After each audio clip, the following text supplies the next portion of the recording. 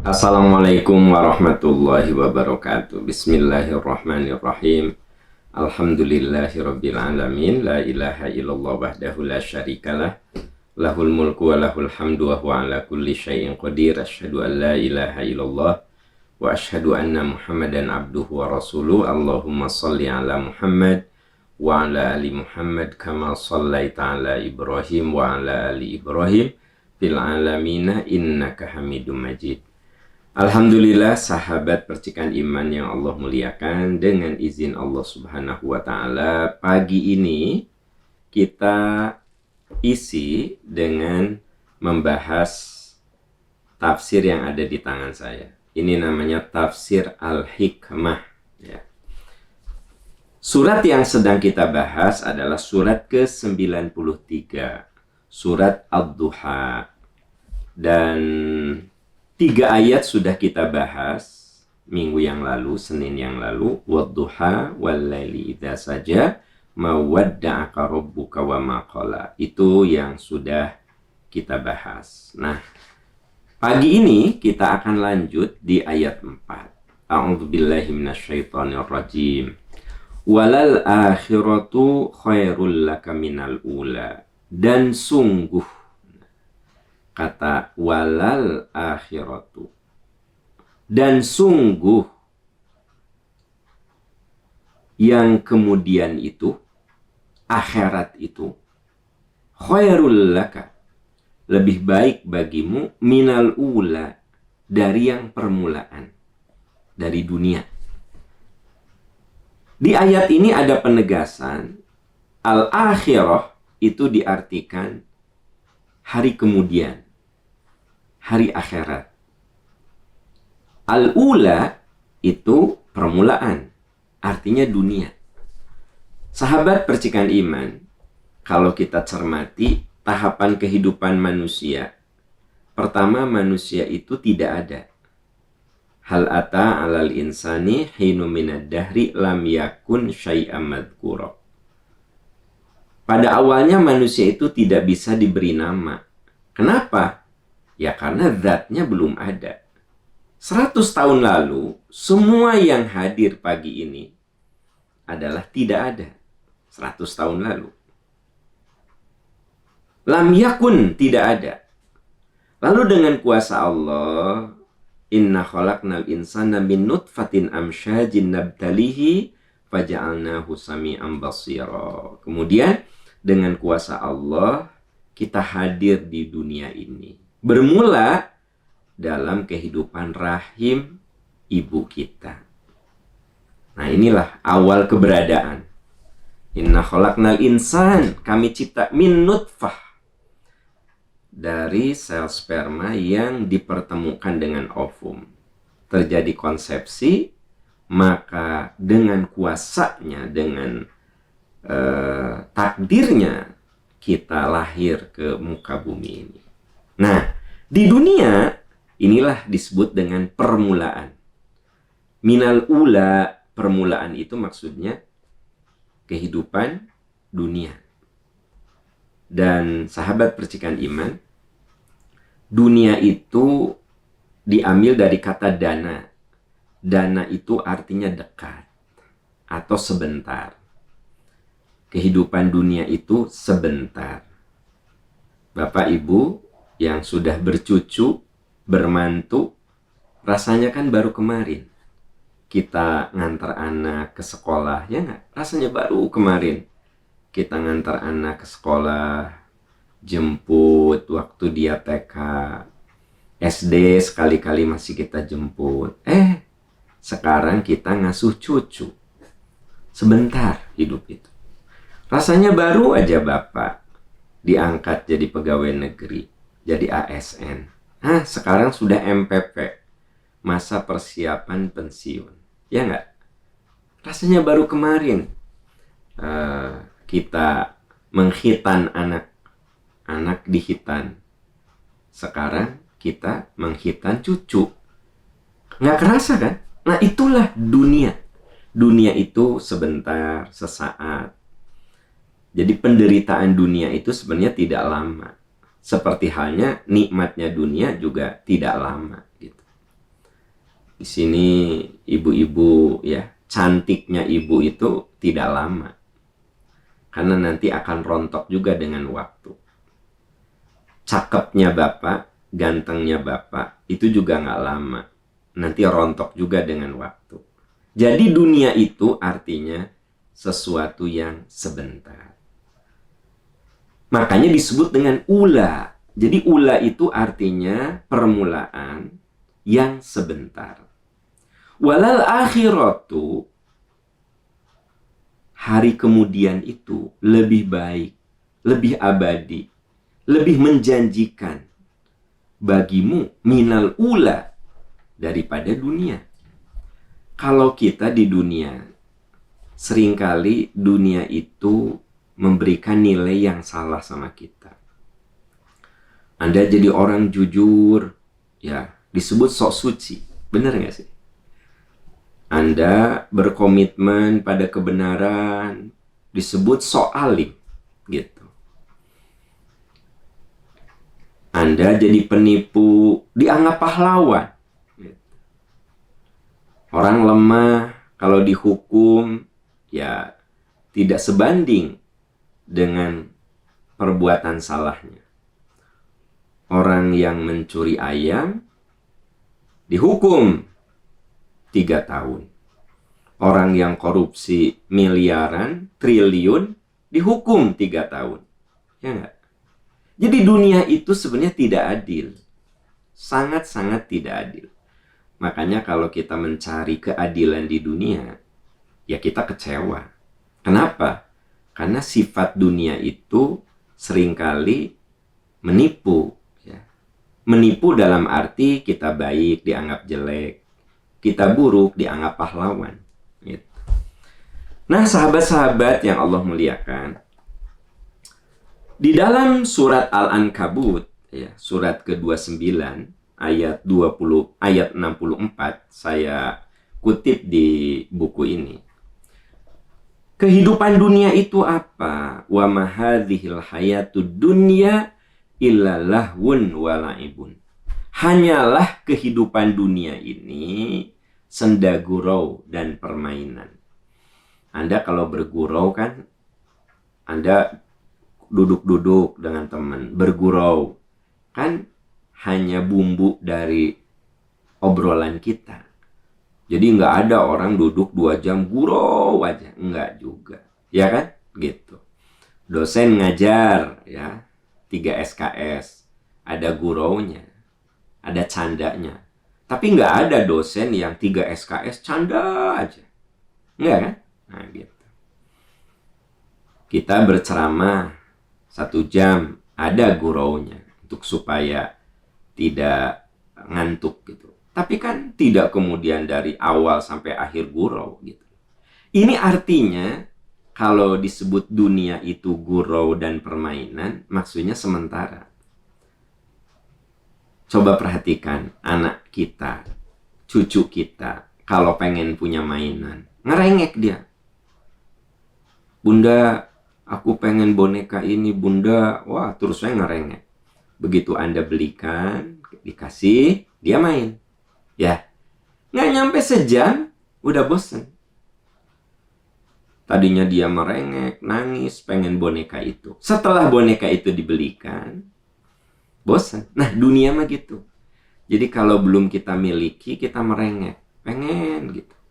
Setelah Allah kasih, kita ada bosan. Anda melihat handphone yang baru. Pengen ya, nabung. Tapi setelah Anda punya 2-3 bulan, biasa-biasa aja. Itu dunia. Itu yang disebut dengan la'ibun wa lahwun. Lahwun wa la'ibun. Wa inna darul akhirata lahyal hayawan. Sesungguhnya kehidupan akhirat itu kehidupan yang sebenarnya. Jadi surat yang sedang kita bahas, surat Ad-Duha ayat 4 itu senada dengan surat Al-Ankabut ayat 64. Senada. Redaksionalnya saja yang sedikit berbeda. Kalau di Al-Ankabut, wa ma hadzihil hayatud dunya illa lahwun wa la'ibun. Kehidupan dunia ini hanyalah seperti orang yang bersenda gurau dan seperti anak yang bermain. Wa inna darul akhirata, sesungguhnya kehidupan akhirat, lahiyal hayawan, itulah kehidupan yang sesungguhnya. Laukanu ya'lamun, kalau mereka tahu, kalau mereka sadar, kalau mereka ngerti. Jadi kehidupan ini bersifat sementara kalau kita ngerti gitu.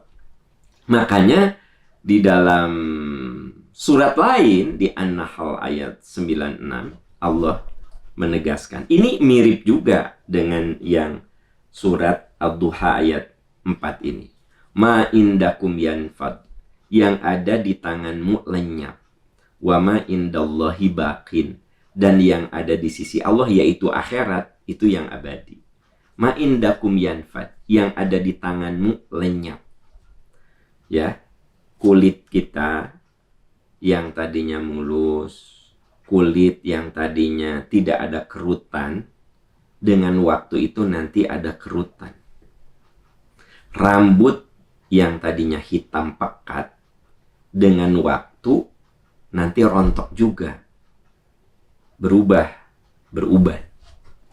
Ya, tenaga kita yang tadinya kuat, nanti dengan waktu menurun juga kekuatan tenaga kita.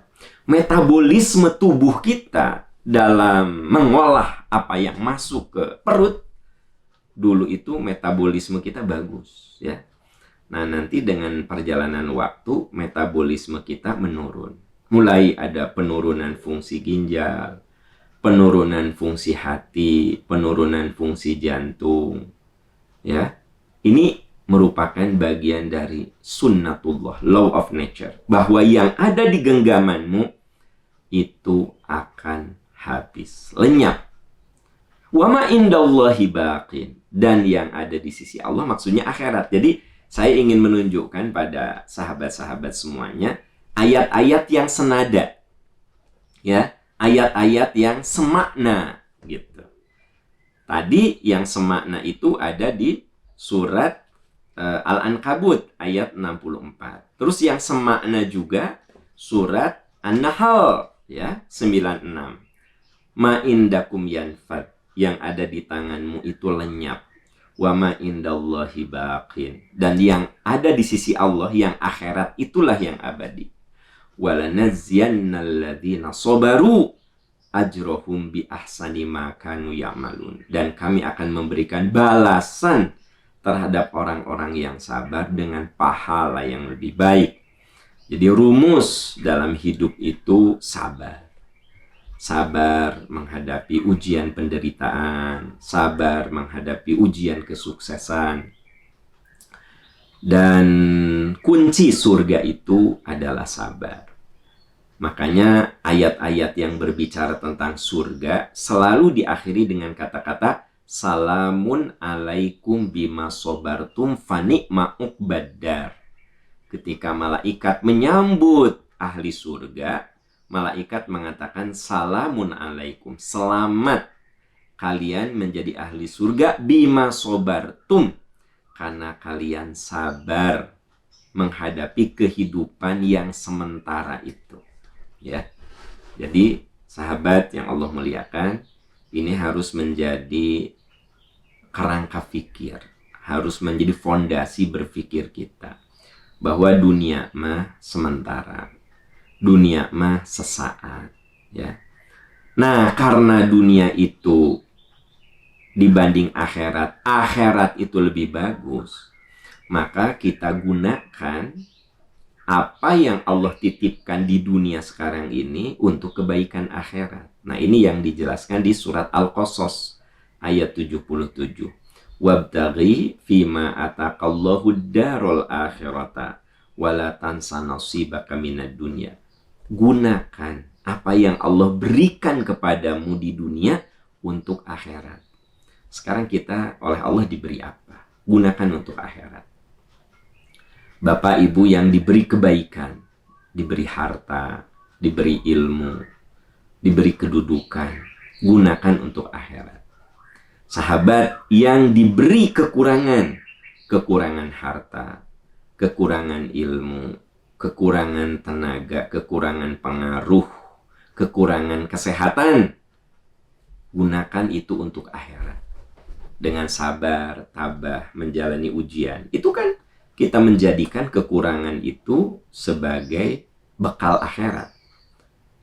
Karenanya, baik orang yang diuji dengan kurang ataupun diuji dengan lebih, diuji dengan buruk atau diuji dengan baik, bisa gunakan semuanya untuk akhirat. Kullu nafsin dha'iqatul maut di dalam surat Al-Anbiya ayat 35. Setiap orang itu akan merasakan mati. Tapi sebelum mati, wa nabluukum bisyarri wal khairi fitnah. Kami akan menguji dengan kebaikan dan keburukan. Nah, yang hadir pagi ini, yang mendengarkan materi saya, itu ada yang diuji dengan kebaikan. Anda berlimpah harta, Anda berlimpah ilmu, Anda berlimpah kesehatan, Anda berlimpah kesuksesan. Ada di antara sahabat percikan iman yang sama Allah tuh diberi ujian kebaikan. Anak baik-baik saja, suami relatif tidak bermasalah, istri tidak bermasalah, rezeki lancar. Anda, sahabat, sedang diuji dengan kebaikan.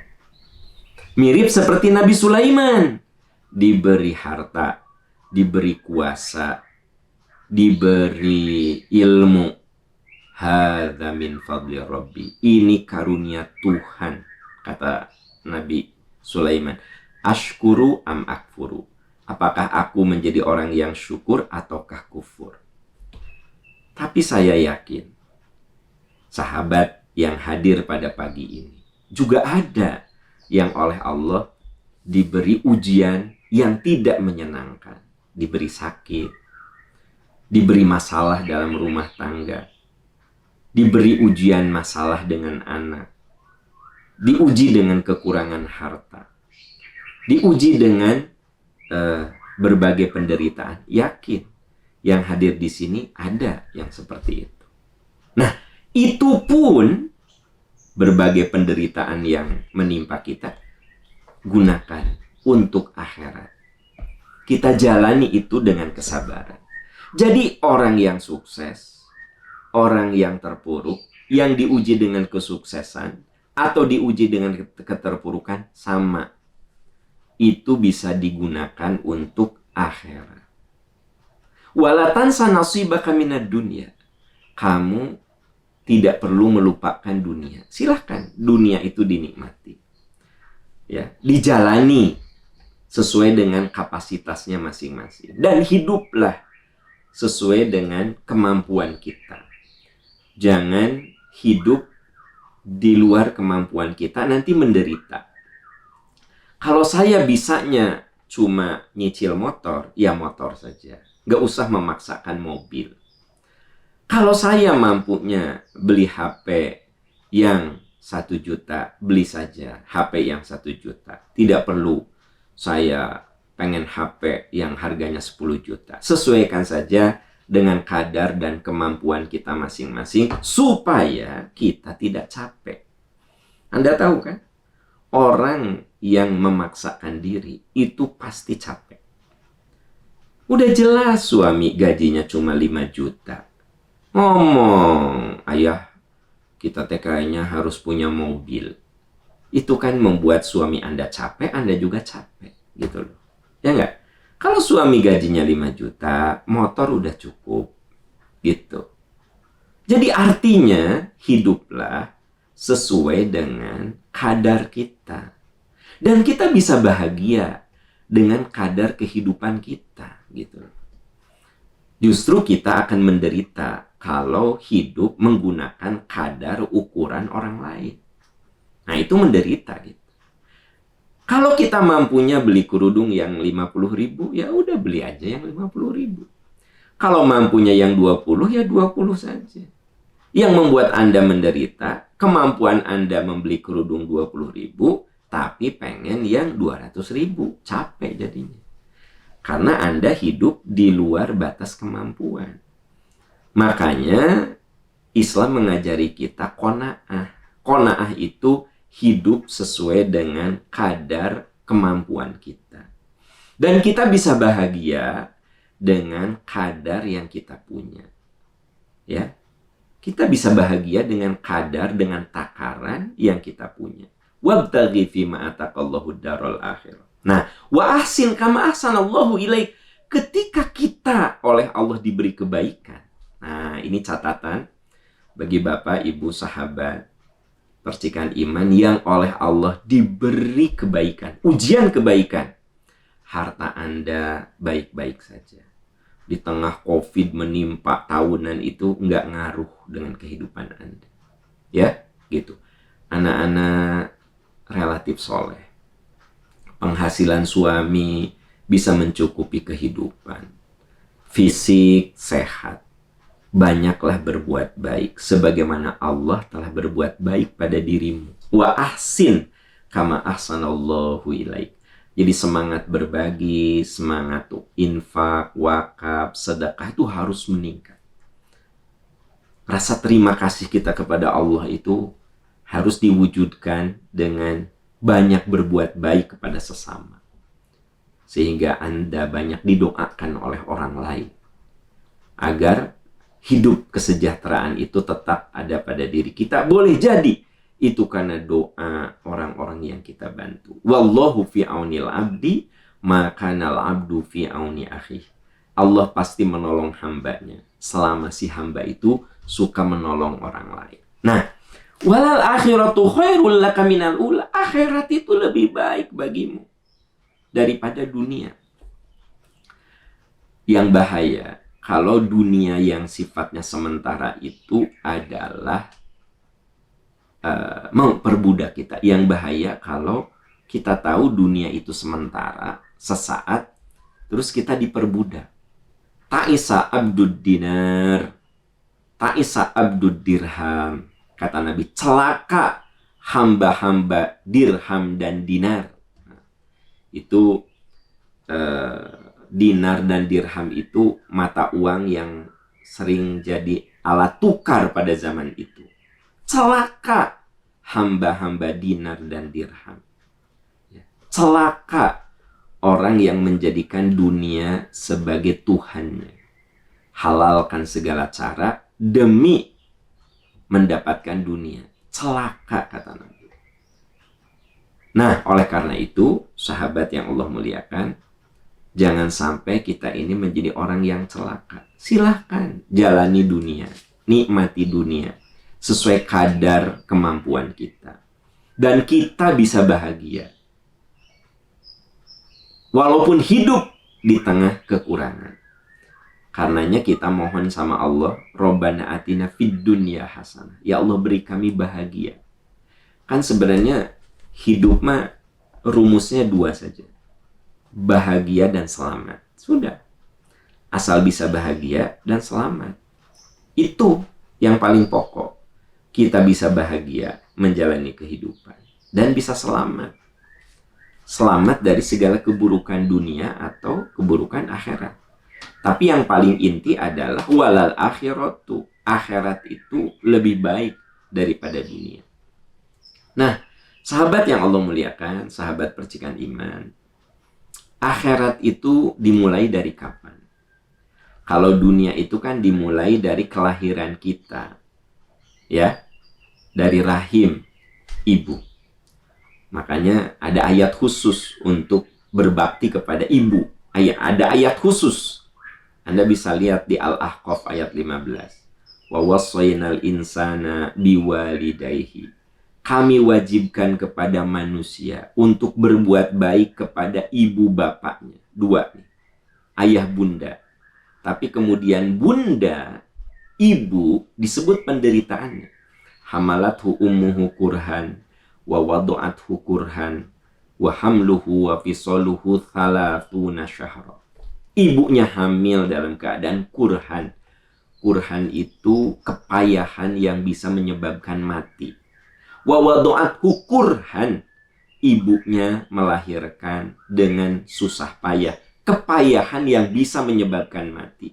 Wa hamluhu wa fisaluhu salatuna syahra. Hamil dan menyusui butuh waktu sampai 30 bulan. Jadi awal kehidupan adalah kelahiran kita dari rahim bunda. Ketika Nabi ditanya, ya Rasulullah, kepada siapa yang harus aku muliakan? Ibumu, ibumu, ibumu, ayahmu. Kenapa Nabi menyebut ibu itu 3 kali? Karena memang ibu pernah mempertaruhkan nyawa untuk kelahiran anak-anaknya. Nah, awal kehidupan itu adalah kelahiran, awal kehidupan dunia. Akhir dari kehidupan dunia atau awal dari kehidupan akhirat adalah kematian. Jadi kalau awal kehidupan dunia, kelahiran dari rahim ibu. Awal dari kehidupan akhirat, kematian. Makanya bagi orang yang beriman, mati itu awal, bukan ujung. Bagi kita, orang yang beragama, mati itu bukan akhir. Tapi mati itu awal dari kehidupan akhirat yang jauh lebih panjang, lebih lama ketimbang kehidupan saat ini. Karena kita yakin setelah melewati kematian bakal ada kehidupan. Makanya kalau saya tanya, kapan mulai akhirat?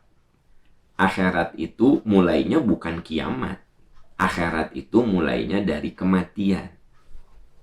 Akhirat itu. Karena begitu mati, kita kan ada kehidupan. Makanya kenapa saya suka mengajak Bapak Ibu, hayu berwakaf. Ya, supaya jadi cahaya kubur. Ya kan? Kalau saya berwakaf rutin 50.000, 50.000, 50.000. Kuatnya seminggu sekali ya seminggu sekali. Kuatnya sebulan sekali ya sebulan sekali. Bagi Anda yang berlimpah harta, sejuta, sejuta, sejuta. Anda berlimpah-limpah harta, 10 juta, 10 juta. Kenapa coba? Karena Nabi mengatakan, sodaqotun jariyah, wakaf itu jadi penerang kubur. Jadi memperluas kuburan. Dan doa kita kepada yang mati apa? Allahumma gfirlahu, ampuni, warhamhu, rahmati, wa'afihi, maafkan. Ya. Wa akrim nuzulahu, muliakan di alam sana. Wa wasi' madkhalahu, luaskan alam kuburnya. Gitu. Ya nggak? Nah, yang bisa memperluas alam kubur adalah bekal-bekal kita sekarang ini. Karena kita yakin mati itu awal kehidupan akhirat. Walal akhiratu, akhirat itu lebih panjang kehidupannya daripada dunia. Coba perhatikan. Kita hidup di dunia berapa tahun sih? Orang kalau diberi 70 tahun itu panjang umur. 80 tahun itu istimewa. Ada kan? Bapak Ibu yang hadir pada pagi ini umurnya 80 tahunan. Ya, kakek nenek yang hadir, uyut. Nah, ini istimewa. Dan kalau ada yang hadir di pagi ini umurnya 90 tahunan, itu pasti langka. Sangat-sangat langka. Jadi keumumannya kita mah di 70 tahun selesai. Baginda Rasulullah itu 63 tahun meninggalnya. Ya. Jadi artinya sungguh hidup dunia itu singkat. Singkat, ya. Nah, karena singkat, maka kita walal akhiratu khair. Akhirat itu lebih berharga daripada yang sekarang. Karenanya seluruh kekuatan kita bisa digunakan untuk bekal akhirat. Penderitaan, jadikan bekal akhirat. Kekurangan harta, sing sabar, jadikan bekal akhirat. Penyakit, bikinlah kita nerima supaya jadi bekal akhirat. Itu. Jadi apapun sebenarnya bisa jadi bekal akhirat. Dan akhirat itu dimulai dari kematian. Sementara mati itu misterius. Misterius sebabnya, misterius waktunya, misterius tempatnya. Kita nggak tahu mati kita itu sebabnya apa. Waktunya kapan, di mana, itu nggak tahu. Wala tadri nafsum bi ayyi ardin tamut. Seorang tidak akan tahu di daerah mana dia mati, dengan sebab apa mati, kapan mati. Itu benar-benar misterius. Itu ilmu hanya milik Allah Subhanahu wa Ta'ala. Nggak ada yang bisa mengetahui rahasia ini. Sebab kematian, waktu kematian, tempat kematian. Tapi kita akan ke situ. Dan ketika masuk dalam kehidupan akhirat, di dalam surat Al-Qiyamah, Allah berfirman, Kalla idza balagatit taraqi. Ingat, ketika roh itu ada di tenggorokan. Ketika roh itu ada di tenggorokan, saya akan mengalami. Bapak, ibu, sahabat tercinta semua yang hadir pagi ini akan mengalami. Dan saudara-saudara kita yang sudah berpulang sudah mengalaminya. Kalla idza balagatit taraqi. Ingat, ketika ruh itu ada di tenggorokan. Wa qila man raq. Dikatakan, siapa yang bisa menyelamatkan kalau sudah begitu? Sahabat, siapa yang bisa menyelamatkan ketika nyawa itu sudah di tenggorokan? Siapa? Nggak ada. Wa dhanna annahul firaq. Orang yang syakarat itu yakin, itulah perpisahan dia dengan dunia. Jadi kalau saya, bapak, ibu, sahabat semuanya akan mati, itu kita tahu. Itulah perpisahan saya dengan orang-orang yang ada di lingkaran terdekat saya. Saya tahu itulah perpisahan saya dengan istri, perpisahan dengan anak-anak, perpisahan dengan mantu, perpisahan dengan cucu. Saya akan tahu itu. Anda juga sama begitu. Itu menurut surat Al-Qiyamah. Wa dhanna annahul firaq. Wal taffatus saqu bis-saq. Saat itu orang yang syakarat akan merasakan sakit yang luar biasa. Bertaut betis kiri dan betis kanan itu untuk menunjukkan rasa sakit, menahan sakit. Kalau dalam bahasa Sunda itu ada istilah yang tepat menggambarkan ini, tipe pereket nahan kanyeri. Nah, itu dalam bahasa Sunda. Tipe pereket nahan kanyeri. Ila rabbika yauma idzinil masaq. Pada saat itulah manusia akan pulang kepada Tuhan. Inilah pintu akhirat, sahabat-sahabat sekalian. Jadi kalau awal kehidupan dunia itu kelahiran kita dari rahim ibu, awal kehidupan akhirat adalah berpisahnya ruh dengan jasad kita. Berpisah. Nah, orang yang soleh sakit. Sama dengan orang yang tidak soleh, sakit juga. Hanya bedanya, kalau orang soleh itu begitu dia merasakan sakit, lepas ruh dari jasad, datang malaikat, kata malaikat, Allah takhafu wa la tahzanu wa abshiru bil jannati allati kuntum tu'adun. Jangan takut, jangan khawatir, surga menunggu kamu. Maka ruhnya akan tersenyum. Semoga sahabat percikan iman, kita semua saat ruh lepas dari jasad, ruh kita bisa tersenyum.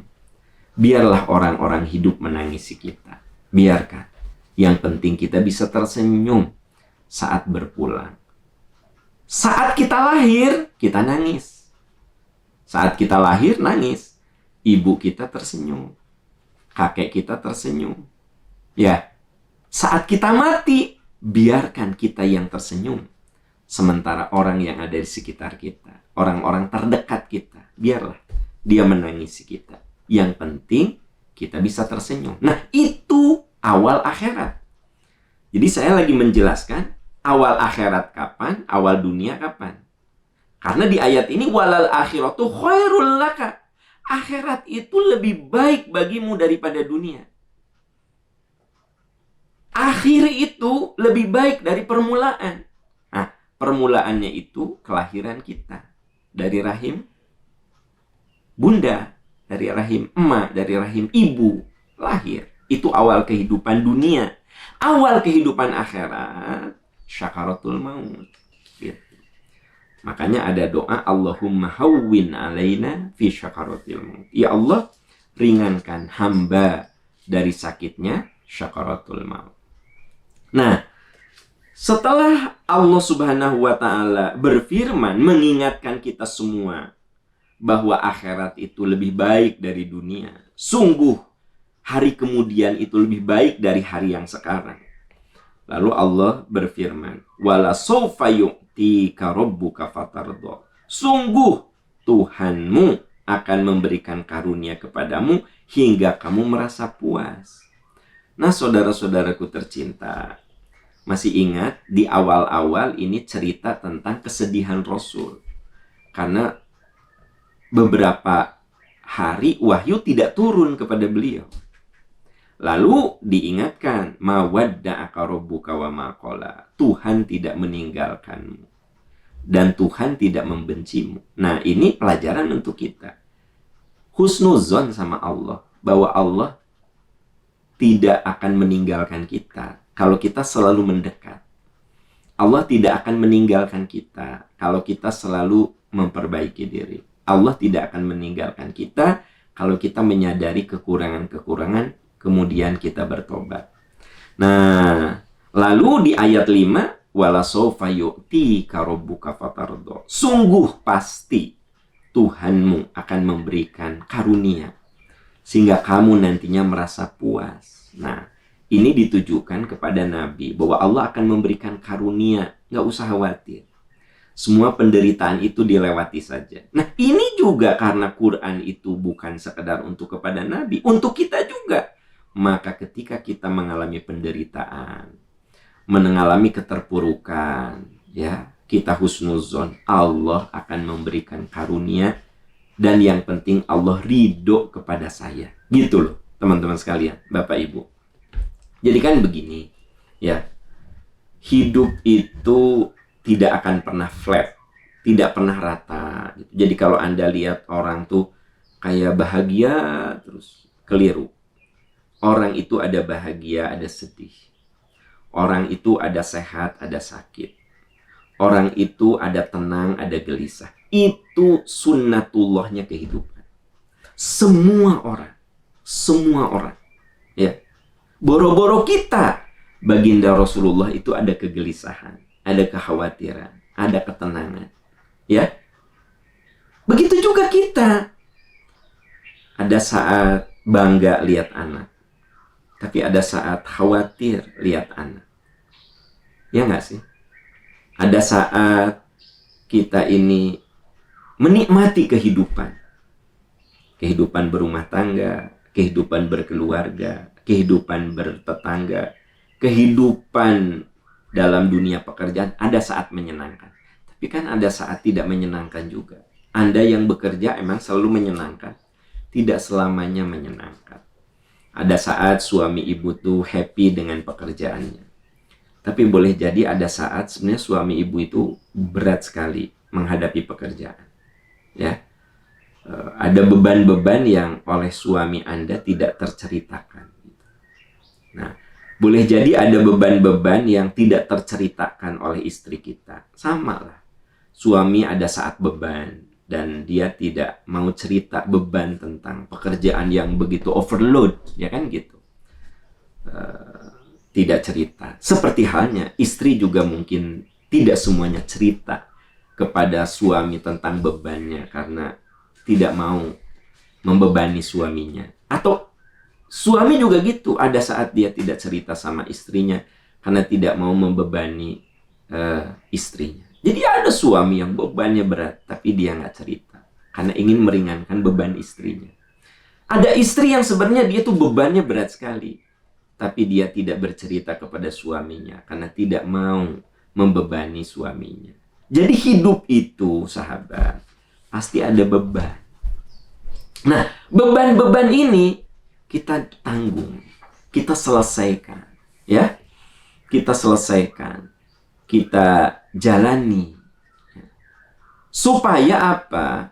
Supaya dengan menjalani kehidupan itu, wala sawfa yu'tika rabbuka fatardha. Nanti Tuhan akan memberikan karunia kepadamu dan kamu ridho dengan karunia yang Allah berikan. Bapak Ibu sahabat percikan iman, surat Ad-Duha itu turun di Mekah ketika Nabi belum hijrah. Dan Anda tahu penderitaan yang dihadapi oleh Nabi saat di Mekah itu luar biasa sekali.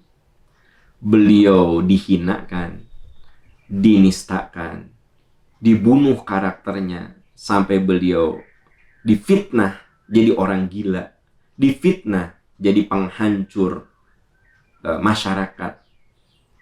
Bahkan istri Abu Lahab itu kalau bertemu Nabi di depan orang banyak, Ummu Jamil, padahal Ummu Jamil itu bibinya Rasul, dia meludahi wajah Rasul di depan banyak orang gitu. Coba sahabat, bukankah ini perjuangan yang dahsyat? Jadi kalau Anda baru dihina, baru difitnah kecil-kecilan, nggak ada apa-apanya.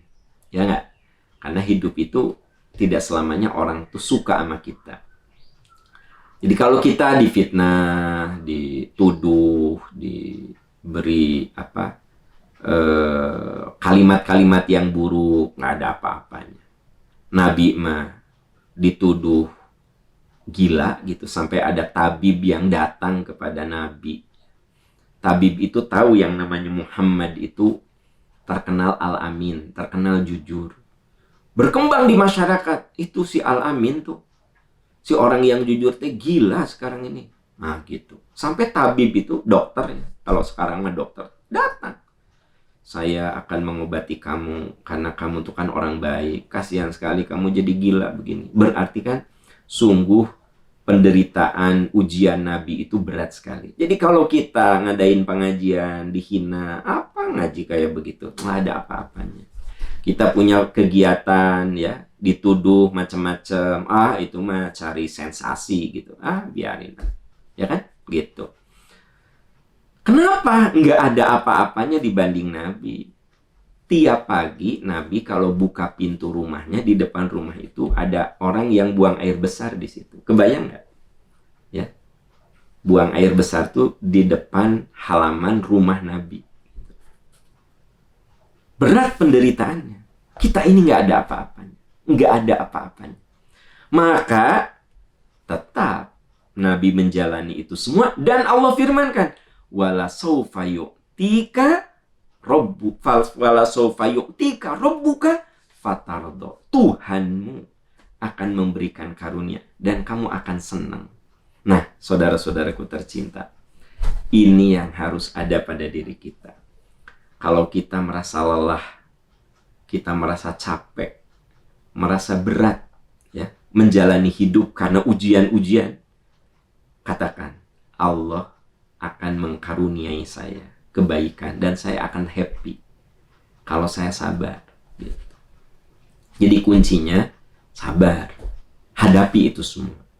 Ada di antara Anda yang diuji dengan sakit ya, katakan, aku akan dapat karunia-Nya dan aku suatu saat akan bahagia. Anda yang diuji dengan anak yang tidak soleh, katakan, aku akan dapat karunia dan suatu saat aku akan bahagia gitu. Anda diuji dengan kekurangan harta, katakan, aku akan dapat kebaikan dan satu saat aku akan bahagia. Anda diuji oleh pasangan hidup yang mengecewakan, katakan, aku akan bahagia dan satu saat aku akan mendapatkan karunia. Coba, apa yang tidak baik gitu loh.